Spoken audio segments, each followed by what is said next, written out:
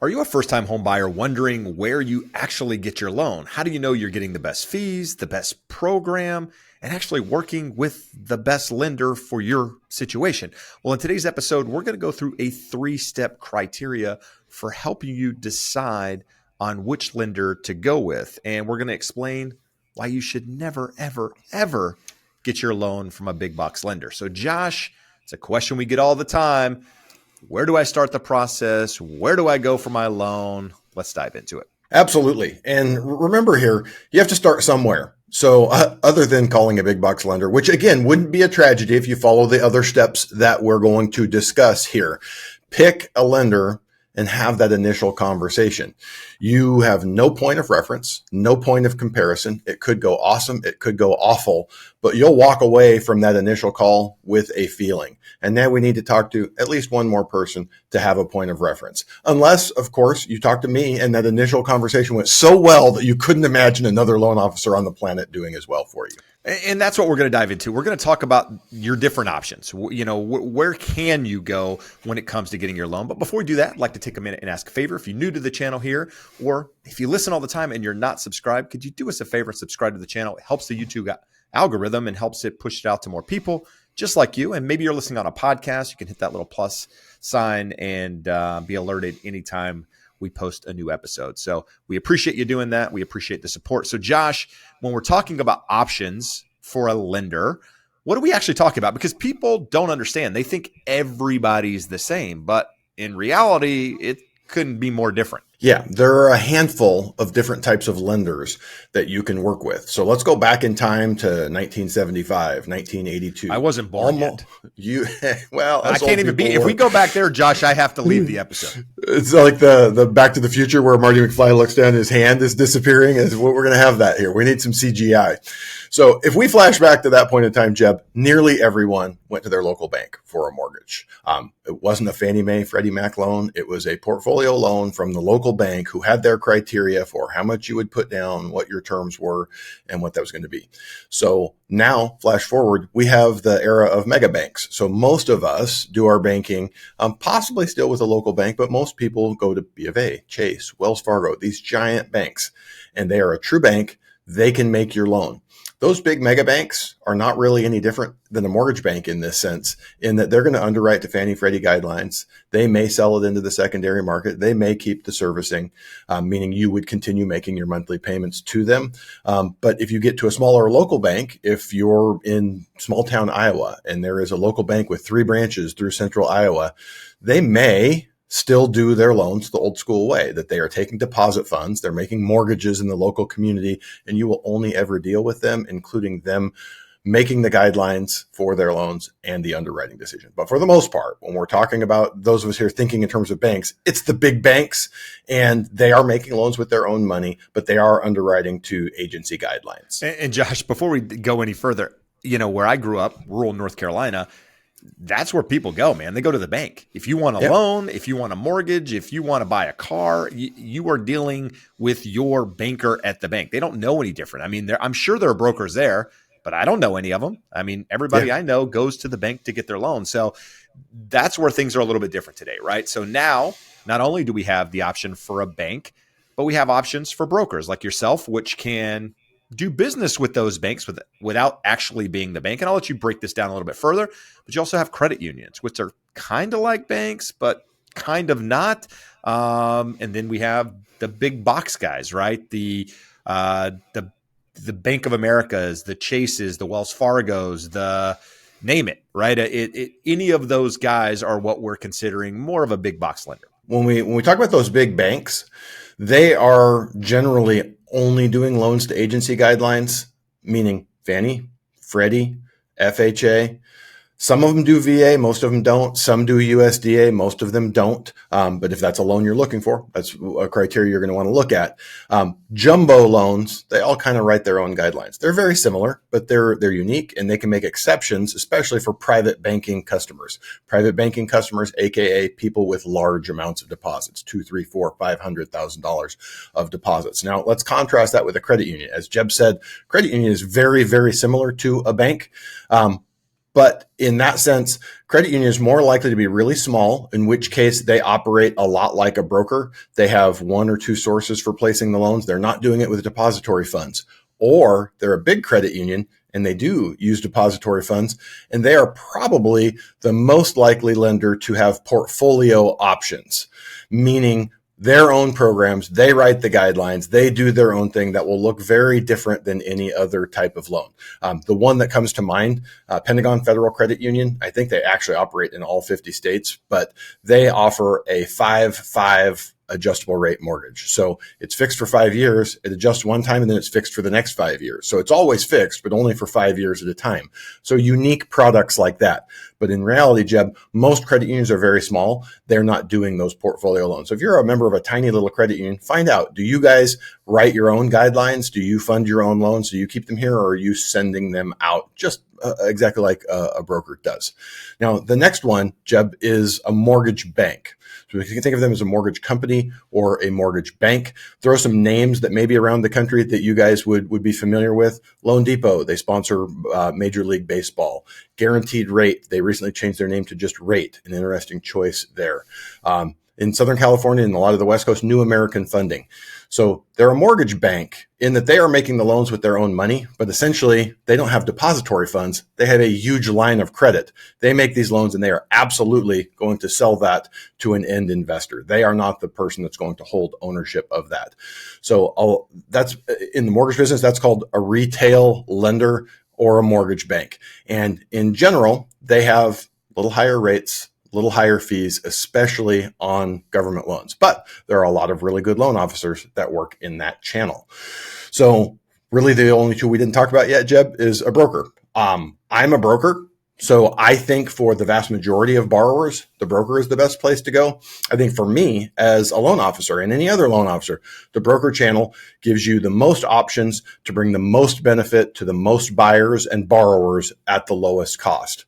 So in essence, what we do is we take your loan application, we look at the 10, 20, 50, 100 lenders that we have that we can send out to, and our number is actually somewhere around 70 right now. And we're going to match up the best terms. So you are shopping for a loan, even if you only talk to me, because from my best to my worst price lender on any given day, on any given note rate, if we want to know what would it cost to get a 7% rate on a conventional loan today, the best might pay you a percent rebate. The worst might charge you 2 points for that. There's that big of a discrepancy. So we are shopping that, and we're not just shopping for the best interest rate, because generally whoever's at the top of that list, fly-by-night company that no one's ever heard of, and they're trying to buy some market share, or they're a cherry picker lender that says, we really only want the perfect, squeaky clean, easy files. So we're looking for that combination for you of best terms with a lender that is going to be easy for us to work with.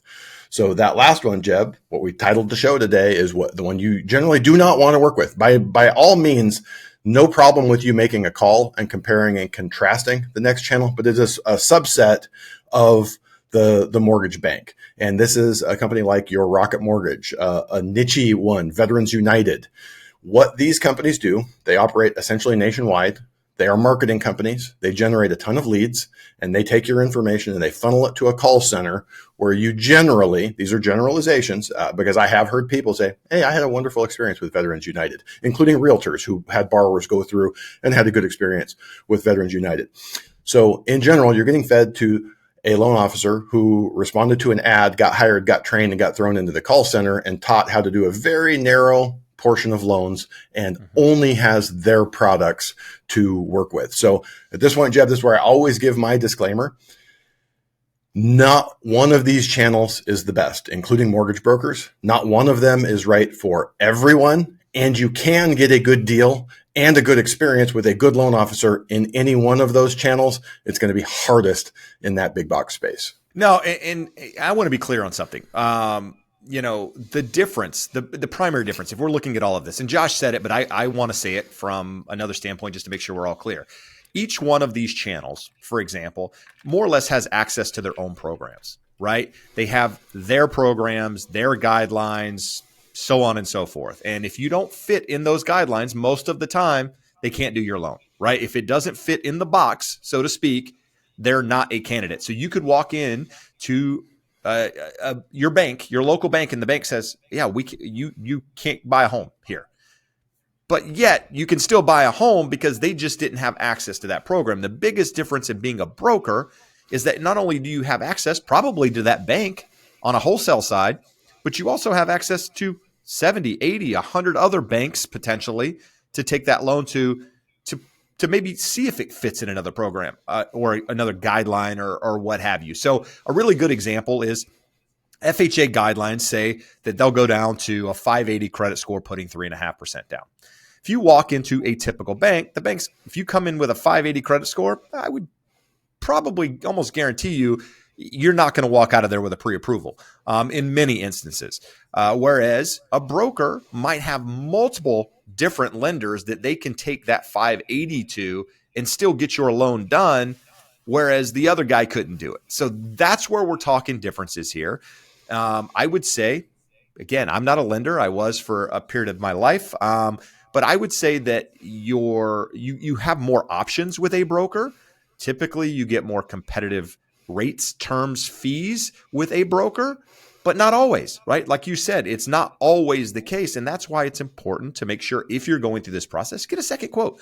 Talk to one of each of these people. Talk to a bank, talk to a broker, talk to whoever it is you want. Compare not only the rate, the fees, and some other things that we're going to talk about here in just a minute that you absolutely have to be aware of. And with that said, our team would love to be one of those people that you talk to, because we do believe that if you talk to us, you're going to go with us, even if you do talk to other people. So if we can be of assistance to you and guide you through that process, help serve you, there's a referral link in the description of the video where we can actually guide you through that process. So Josh, let's now talk about the different criteria that one would decide when determining the channel that they should use, if that's the right word. Absolutely. So there's 3 criteria, and I wanted to say they're all equally important, but one is like it's a binary. It's a yes or a no. If you don't have this, I'm not working with you under any circumstances. And that's competitive rates and fees. So you notice I did not say the absolute rock bottom lowest rates and fees.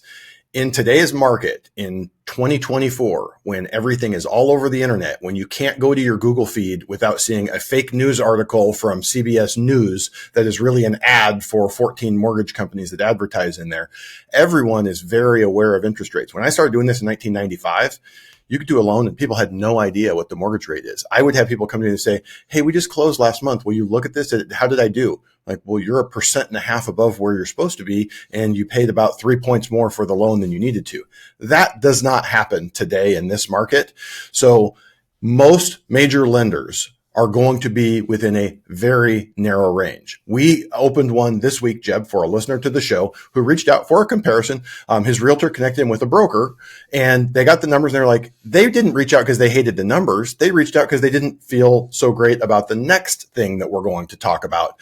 But when we looked at the numbers, we were 0.3% lower. And you're like, that's about as wide of a range as you're going to see. So when you say that lender's terms were not competitive. To me, competitive is within 0.125% in interest rate. If you call 3 people and they're all within 1/8, I am never going to make the decision off of who is the lowest. I'm going to say which one of those people was the most knowledgeable and had the most expertise. And then the third criteria Hold on, there. John. Before you go third criteria, I want to be clear, because some people might not understand eighths. It's like looking at a measuring tape. People are like, what am I looking at? What does this mean? What are all these little lines, these little hashes? So you're saying I've been looking at rate sheets too long, and I think this is normal for people to think in eighths? I think, I like you, I understand the math, but I just want to explain. When he said 0.3% difference in a rate, that's the difference in getting a 6.5 rate, 6.5%, versus getting 6.875%. So that's a pretty good margin there, especially when you're financing hundreds of thousands of dollars. An 0.1% would be 6.5 versus 6.625%. So still, 0.125% higher, but just putting it in a way that you can understand what those numbers mean versus just throwing out, fractions, if you will. So now we talk about the next thing. Well, let's close the last loop on that. So when we say competitive, 0.125% or less in interest rate and $500 to maybe $1,000 in total fees. That's that's competitive, that you're within a range. And if you have two lenders that you're like, hey, talk to two people, this other guy's an eighth lower and 500 lower in fees. I really liked you. Is there anything you can do with those numbers? Go ahead and ask that question. But what I often see in people write articles say, call 5 lenders, get 5 quotes, and then call them all back, say, this is my lowest quote. Can you beat this? You are asking for disaster. If you needed open heart surgery, you wouldn't do that. And I'm not saying what we're doing is as critical or as essential as open heart surgery. You're not going to die. But that is the recipe where I get people calling at the 11th hour. Oh my God, this guy beat everyone else's rate, told us everything was going to be okay. Now we're supposed to close tomorrow and everything is wrong. So competitive rates and terms, not the absolute rock bottom lowest. So that's just table stakes. That gets you in the game as a loan officer. If you don't have competitive rates, the borrower, you, the listener, should just move on to another person, another loan officer, another channel. And here's the deal. The only way you're going to know if they're competitive or not is talking to somebody else. Talk to at least one other person, guys. That's what's important here. That's how you compare. Yep, 100%. And when you talk to that second person, we've determined we both are in a narrow range in interest rates, just like we thought, what we want to do is gauge their knowledge and expertise. You are not a mortgage expert, so this is going to be hard for you to do, but you're going to go off of the cues. How confident are they in what they're saying? Am I having to ask questions? Like, I get this all the time. People saying, like, I got to ask these guys questions. Well, do I qualify for this? What about this? Have you thought about that? Like, my job and any other loan officer's job is to get all the information from you to determine which programs you are eligible for, and then presenting those to you so that you can make the decision of what is best. So that's kind of where you're gauging that knowledge and expertise. Are they asking the right questions? Do they get me? Do they understand my circumstance? Are they picking, like I say picking at this because we get this like, why are you asking so many questions? I just want to get pre-qualified, right? We don't want to do a pre-qualification. We want to do a pre-approval. There's a whole episode that we did on that. And to do that, there are things that you are going to say or documentation that you are going to provide that is going to provoke additional questions. I have a listener to the show. We're finishing the pre-approval up yesterday, and the loan application didn't match up to the W-2s. And I had to tell her, like, it's not a problem. It's just that we got to make everything jive and line up here. So you want to make sure that you're dealing with someone that is thorough, detail-oriented, asking all of the questions, and is making sure 100% that you are qualified for that program and that we have got all of the documentation up front and we're leaving nothing to chance, because it's too critical and too stressful a situation for you to go through without knowing 100% certain what the outcome is going to be, which is a closed loan on time with you getting keys to your house and being happy. So with that, guys, if you're watching this going, okay, this is a lot of information. How do I actually nail this down? How do I actually shop for a lender? Well, we did a video on it where we go through this entire process in a lot more detail to tell you how to compare lenders, if you will. So I'm going to link to that up here in the corner so that you can check it out if you're interested in how to compare when shopping for lenders. Now, Josh, the third thing, not as important, I'll say, but it does fall in line with something that people should be considering. And that is finding a loan officer that you connect with. Not everybody connects on the same level. At the end of the day, I'm always looking for somebody that I'm confident in, that I know is doing a good job. I don't have to be best friends with them. And in many cases, I'm not going to be. But in a lot of cases, I am. So it kind of goes both directions. But finding somebody that's friendly on top of all of this and you can connect with, how important is that? It's super important. And don't misconstrue it as you just hit the nail on the head, Jeb. This isn't someone that you need to be best friends with. It's someone that you need to communicate really well with. Mm-hmm. That if you want to shoot them a text, you get a reasonably quick response. If you need to get on a phone call, you can get on the phone within a couple of hours. And when you do, you feel like they're listening, hearing you, and getting you accurate answers. So much of what we do is detailed, and there's a lot of back and forth, and a lot of it is jargon and insider BS that you are not going to know. So if someone calls up and says, hey, we got a problem with the DTI, we're going to have to lower the LTV. How much more money do you have in your checking account? You're going to go, what are you talking about, dude? It needs to be someone that can explain things to you in a language that you understand. And realize we got different borrowers. I got engineers that I say an eighth, and they know exactly what that is. I have someone else who I have no idea what you're talking about. So it's communicating with you in the way that you need to be communicated with so that you can understand, follow along, feel heard, understood, and that you are getting the right thing. So all three of those are important. Just to even get in the game, they have to have competitive rates and fees. Knowledge and expertise is non-negotiable. You will have problems. For those of you that have listened for any period of time, know that my wife is a wholesale account executive, which means that her clients are like lots of guys and girls like me. And I spent an hour this morning with her going through 2 files of loan officers that are not idiots. These were both very complex files, but they didn't close the loop. They took it about 90% of the way. And now both of these files are a week from closing with some pretty serious issues that may or may not be able to be overcome. Good stuff. So now we're getting to the point where how we compare these options, right? Now we're not talking about all of the things, but how do these people measure up? Pros and cons of each one of these. And we can start from the beginning and talk about, banks or credit unions, wherever you want to start. Absolutely. So in terms of having those competitive rates and fees, in general, if I'm looking at a retail lender, one of those mortgage banks, I can almost always tell my client we're going to beat them. Not going to be an issue. The better ones are close. The worst ones are at that far range of what is reasonable, 1/4 to 3/8 higher in interest rate, sometimes 0.5%. So in looking at it, a broker is generally going to have the best pricing. Banks, if you're just looking at a vanilla product, you're getting a Fannie Mae loan, a Freddie Mac loan, an FHA loan. In general, a broker, again, is going to be able to offer you better terms, but those are generally fairly competitive. I would say they would be in the range of what we would talk about in terms of having competitive rates and fees. But these are just rules. They're not the guidelines. They're not like hard rules. You have to look at them. Let's use a super good example here, Jeb. This was a unique product. It was a jumbo loan for you. I've done all of your loans for the last 10 years. Your last purchase, we did not do that loan because we're looking at it. And I said, Jeb, that's a unique product. You should shop. You called some other folks that you have relationships with, and someone else had better terms. We could match them, but it was not with a lender that I was comfortable that we could deliver our level of service. And you had a good experience, great terms, and that was with a big bank. Yep. So you can get good terms from a bank. You can get good, generally not great terms from a mortgage bank.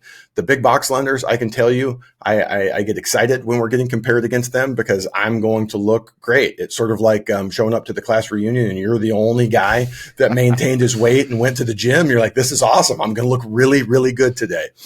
So that's the biggest reason why we say stay away from the big box lenders. They're generally not egregious, but you're going to pay a higher interest rate. You're going to pay more in fees in addition to dealing with a less knowledgeable loan officer generally. Let's take it a step further and let's talk about why. Why are lenders, big box lenders that we're talking about here, why are they typically higher in fees and rates? Marketing costs, right? So do you have a Super Bowl ad, Josh, that you paid $30 million for? I tried. They told me I did not have nearly enough money. So, yeah, and we're being serious here, guys. So they have marketing costs. They have huge offices. They have a lot of overhead. Well, guess how they pay for all of that? You're paying for it as a buyer, as a someone going through that process. You're paying for it because you're typically getting a slightly higher rate, not a lot higher, slightly higher rate. Fees are slightly higher than they would be by going to another source. Now, you've already heard us say the lowest interest rate isn't always the best deal. But when the lower interest rate is accompanied with expertise and service and communication and all of those things, that's when the eighth does make a difference in the process. So just make sure when you're going through that, you understand it, it makes sense. And if it doesn't, have someone actually explain it to you. So you want to go deeper on that, or we go just one last comment on it, because we're talking about those big box lenders that have the higher rates and fees. Generally, they're going to quote you the same exact rate that I am, but I always start with a 0-point rate, and they're always charging points. The two biggest big box lenders, we come across one in the veteran space, we come across one in your conventional loans, and every time I can tell you probably every other month we're picking up a loan from one of those places from a listener. And we had one a couple months ago. They said they had a very, very good experience with this big box lender. They had a very simple file, but it went through, great communication, loved the person they were working with. They got a contract, they send it over, and magically they get a thing saying that you're going to pay 1.375 points for this interest rate. He's like, bro, we've never talked about 1.375 points. Like, well, that's what it is. And they quote a 0 point rate, and it was way, way higher. So just know that is an element of it. They generally will quote you a competitive rate. And if you don't look, you're going to have discount points where you are paying for that rate, where other lenders can offer it to you without paying the points. And again, a step further, what is a point? What is a point? We've talked about this many times. 1 point is 1% of the loan amount. So if you're getting a $500,000 loan, that's $5,000. $5,000 you're paying to get a rate, where somebody might not be charging you that rate and maybe giving you the same rate, maybe even a slightly higher, where the payment's minimally different, but the savings over time is huge because you're not paying these huge fees up front. So again, have somebody explain it. If they're not explaining it like this, you don't have the right person. Now, I can be, I have people, my wife, for example, said, Jeb, you explain things too much. And then I have other people going, Jeb, I like the way you explain things because you break it down like in an elementary type way. And that's the way I like to approach things. I'm approaching it as if no one has ever done this before, so that you fully understand. Whereas you can come in and say, Jeb, I've had 10 loans, dude. I get it. Fair enough. I just want to make sure we're all on the same page so we're not asking these questions later. So Josh, when it comes to programs, this is one of the big differences, I think, amongst everyone, right? Kind of mentioned it earlier with not being in the box, so to speak. But when it comes to different types of programs, how do these compare? How do they stack up? Banks are generally not going to have all of the options. Generally, I'm sure there is one out there that's doing FHA, VA, and USDA. Almost everyone is going to be able to do a Fannie Mae, Freddie Mac basic conventional loan for you. Most will do FHA. But when you get to that USDA and VA, they're nichier products with less volume, so many banks don't do them. Same with credit unions. Other than credit unions like Navy Fed or USAA that cater to veterans, that most of them are not going to offer VA loans. Most of them are not going to offer USDA loans unless they're in a rural area. I'll bet you if you're a credit union, as we talked about in the middle of Iowa, you probably are offering USDA loans. So you just want to find out what are all of the loan types that you offer. And again, if they tell you we only do portfolio loans and Fannie Mae, doesn't mean stop the conversation and say, okay, I'm willing to do the pre-approval with you. I want to see what your options are, but it makes it more important that you check with another channel, a broker or a mortgage bank that's going to have that whole broad array of everything. And then when we talk about those big box retailers, most of them also, they're going to have FHA, they're going to have Fannie, Freddie, they might have USDA, they might have VA, probably do have a VA, but the USDA stuff is not going to be there, and they're not going to have really broad portfolio options because, again, it's sort of like McDonald's. You don't have the broadest menu. You have the menu of things that you can perform quickly in an assembly line manner with slightly less knowledgeable sales team. Yeah, a lot of these guys are catering to a specific person. They want the person with perfect credit, big down payment, W-2 employee who's gotten the same salary, same job for an extended period of time, just a cookie cutter file. That's who they're catering to. They're not catering to the person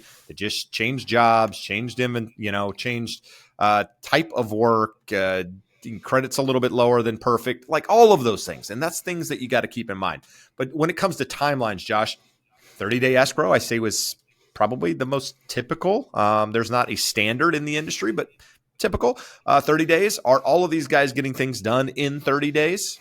Or I guess 30 days is the standard. So probably 30 days. Yeah. But let's say I'm in a competitive situation. I've got to cut to 21 days, 25 days, something to help my offer stand out. Is there any variation with these guys? How does that work? Maybe everybody's the same. I don't know. They're generally similar. The bigger lenders specialize. They almost have an assembly line. You're going to talk to your salesperson, and then they hand it off to a processor and an assistant, and then it goes to the closing department. So you're going to deal with a bunch of people, but that does generally give them efficiencies. And if they're catering to, like you said, a very niche, well-qualified, easy loan borrower, those can be moved through in a good timeline. In general, the big banks, the Chase, Wells, B of A, they're not slow, but they're not fast either. It's a big bureaucracy. Some of the niche lenders, Kind of we like have me. a friend. Not slow, not fast, just kind of in the middle. Well, some of the niche banks, we have a friend, Jeb, that's an awesome loan officer, and he went to a big bank because he does a lot of really big loans, and they have amazing rates on those really big loans. And he said it's brutal. It's 60 days. It's 60 days to close a loan, but no one can touch our rates. So if you're getting a $4 million loan and we're 1% lower than anyone else, most people will wait 60 days. Some people can't, but most will find a way to make it work. The best thing you can do on this as part of the questioning when you're talking to your loan officer, hey, timing is important in my market. I need to offer that. Either I need to close quickly or I need to offer that to a seller to be competitive. How quickly can you close a loan? And beyond just how quickly can you? Okay, cool. How many, if the answer is we can close them in 17 days, cool. In the last 2 months, how many of you closed in 17 days or less? 0. Hopefully they answer you honestly, because the answer is probably 0. So saying I can do it versus demonstrating I have done it. I in the last year, the fastest we closed one is 12 days. I'm not going to tell you I can close it in 12 days because that requires everything coming together right and being on point. And I literally see these direct lenders out there telling people, some of the lenders that have terrible rates, they're 0.5% below the market. We closed one 4 months ago for a listener, and he had started with one of these lenders, and they said, here's your pre-approval, write it for 10 days. We close all of them in 10 days. And they do. But the reality is they were 0.5% above market. So it's like, cool, you can pay 0.5% higher and we can close this thing in 10 days. Well, we closed in 17 days and we got them 0.5% lower interest rate. So know what's important to you, know what's important to your seller, and ask very specific pointed questions to the people you are considering working with. All right. We've touched on knowledge and expertise a little bit. You can go deeper on that if you want. We kind of have an idea here, but is there anything you want to touch on that before we talk about the next item? Again, this is a tough one, but kind of drawing together a point that you made and then something that I said. If you're that borrower, that you're a single person, you've been on your job for 5 years and you have a straight salary and all of your down payment is sitting in the bank and you have an 800 credit score, knowledge and expertise is probably less important to you. You could go anywhere and anyone that's been doing loans for 6 weeks or more should be able to put your loan together. If you get further from that, hey, I'm self-employed. I have a 620 credit score. I'm getting a gift and I'm saving money on the fly. Now you're starting to get into some complexity, and there are things way outside of that scope of what we just talked about that are even more complex. If you know your situation is unique, start weighting your decision towards that knowledge and expertise. If you are that super squeaky clean, easy borrower, by all means, you can weight that less. All right. Let's briefly touch on exceptions. What happens if it doesn't fit in the box? We've kind of talked about it a little bit, but when going through these different channels, if you will, what happens if lender A doesn't do it or something changes in the file? You have some examples recently where things have changed at the last minute. You've got to have changes. Is that possible with these guys? What does it look like? That's a really good question. So let's look at big picture. If we're talking FHA, VA, Fannie, Freddie, USDA, those guidelines are written by those agencies. No one can go outside of those guidelines. They can be as flexible as they want in sort of how they interpret those guidelines, but they can't really go outside of them. But some of these lenders, especially the big box lenders, will put overlays. VA, we've talked about on the show many times, does not have a maximum debt to income ratio if you meet the residual income requirements. Many of these big box lenders won't go over 45%. Some of them won't go over 50%. So that's kind of what you're looking for, because what happens is, and this is why you have to make multiple phone calls, because they won't tell you, you don't meet our overlay. They say you don't meet the guidelines. So I have people that walk away like, I didn't buy. I was told that I don't meet the guidelines. And you're like, you meet the guidelines. You didn't meet that lender's guidelines. So again, another point of reference, another point of comparison. What I really personally like for me as a loan officer and for my clients inside of the broker channel is we can pick a lender that's going to interpret it the way we need them to, that doesn't have an overlay that another investor does. You said we have some examples. I've got a great one that just came in this morning. We have a loan locked with an investor that the appraisal comes back and there's a private road to access the property and there's no private road agreement. It's kind of a gray area. The lender we have it locked with is very rigid in how they interpret this. And they say, if there's no private road agreement, we're not closing the loan. Well, got 30 other lenders we can go to. And I have one that says, if you get us documentation that says there's no private road agreement, here's how it is maintained, we'll close it. So we're going to go into the Chat loan. GPT and type private road agreement. Like, make me a private road agreement. And we sign then it. You're gonna have to sign it and show that you have the proper authority. But that's just a dumb example that just popped up today. And having that flexibility is great. And a mortgage bank, generally, they don't have one investor that their FHA loans go to, or only one investor that their Fannie Freddie stuff goes to. They'll have multiple investors, so they can kind of pick and choose the best pricing. They can pick and choose the best investor that has those. They have some of that ability, but they don't have anywhere near the breadth of what we have in the broker channel. All right. Last thing I want to talk about is availability. This is important. As a real estate agent selling property on the weekend, I'm calling you if you're representing my client on the lending side saying, hey, Josh, I need this information. Offers are due Sunday at 5 p.m. Can you get it to me? And 100% of the time it's yes.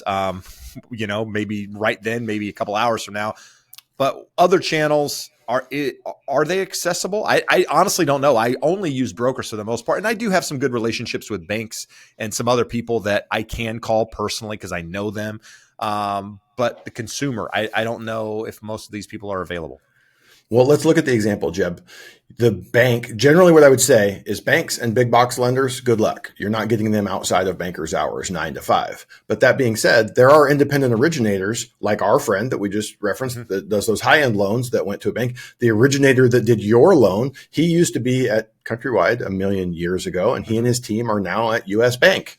So they are independent originators. They're going to answer your call whenever you call because they're salespeople. They want to make you happy. They want to close deals. But if you walk into your Chase branch to make your deposit to escrow and they go, hey, you should talk to our loan officer, and he happens to be sitting over there in a cubicle, that dude is never going to be available on a Sunday or at 10 p.m. to answer your frantic call when something comes up. So it's sort of a spectrum and it's hard to know. But again, if your realtor refers you to someone that works, a loan officer that works at a bank, that's very different than you going into the branch and getting assigned to the loan officer sitting in the cubicle in the corner. All right, Josh, I want to be clear. It sounds like we're kind of shitting on some of these companies. And in some ways we are. I was a broker. You're a broker. I prefer the broker channel 99% of the time, just because I know the advantages of it versus the disadvantages of going with the big box and some of these other guys. But with that said, as I've mentioned, I have friends in all of these channels and they're all very successful and they do a good job. I would feel comfortable, quite frankly, if I made the referral to any of these people that they would get taken care of. But that's not the same for most people. Like you said, it's, finding people on the internet, searching Google to try to find the right person is not the way to go about this. Use a trusted source, a trusted referral to get connected to the right contact at these places, just to make sure you're getting taken advantage of. And then after you do that, have a conversation with at least one other person just to make sure, hey, I felt really good with this person. It seemed okay. Just let me verify and go over here, because guess what? It doesn't cost you anything to do this, guys. If somebody's trying to get you on the phone the very first day, getting you pre-approved, trying to get you to order an appraisal immediately, trying to get you to spend money immediately, pause on that. Unless your back's against the wall and you have a short timeline and for whatever reason. But even then, take a pause, compare it just to make sure before you spend any money that you're getting a good deal. So Josh, last question I'm going to ask you, and this is how we'll exit, is why do big box lenders fail this 3-point test that we talked about, this 3 criteria test? Because it's a kill them all, let God sort them out mentality. Let's do mass marketing, generate as many calls to this call center. I have a friend who worked for one of these big national lenders and he had zero experience. He was a bartender, great personality. They put him through a 6-week training, got him licensed, and he was a loan officer and he got 10 leads a day. I was shocked and stunned. I'm like, there's no world in which I would want 10 leads a day coming in, because first of all, they're probably fairly low quality, just meaning not super focused and ready to do business. They're just interested. But let's say they're the most interested in the world. Like a good initial call is 30 minutes. If I have 10 of those a day, that's 5 hours. Now I have to work those loans the rest of the day, and working the loans takes a lot more time than that initial phone call does. So from that perspective, you're getting someone who is newer and greener, because they're willing to take 10 leads a day, work through 10, 12-hour days at the call center. They're not going to be available. They're not going to have the best rates and terms. So almost every criteria we looked at, they're going to be suboptimal there. And all that being said, Jeb, we have listeners to the show. Well, hey, I got from XYZ big box lender, and I was pretty happy with everything. And beauty's in the eye of the beholder. If you walk away, you closed on time with terms you agreed to, and you're happy. So you can get a good loan from any one of these channels. And if you get the right situation, any one of those channels can beat any one of the other channels. So that there's no one can tell you that going to a broker is going to get you the absolute lowest rates and fees. No one's going to tell you that going to a bank is going to get you the best experience. And I guess sort of the last thing, there's sort of a myth out there that going to a broker, they're a middleman. There's a cost for that. We have a wholesale rate sheet that our compensation gets built into. I was having a conversation with a friend leaving the retail mortgage bank world, and he was shocked. He's like, I can make twice as much money per loan and give my clients an eighth or a quarter better interest rate with $1,000 less in fees. That's a pretty big deal there. No, that's what it's all about. And that's why it's important to make sure you're working with the right person. With that said, our team would love the opportunity to serve you, to help guide you through the process, make sure you're getting the best rate, the best fees based on your down payment, based on your credit score, at least give you an option to be competitive out there. So if we can be of assistance to you, do us a favor, check that referral link below. But until next time, guys, we appreciate you listening. We appreciate the support. Buy right, borrow smart, build wealth. Adios. Amigos.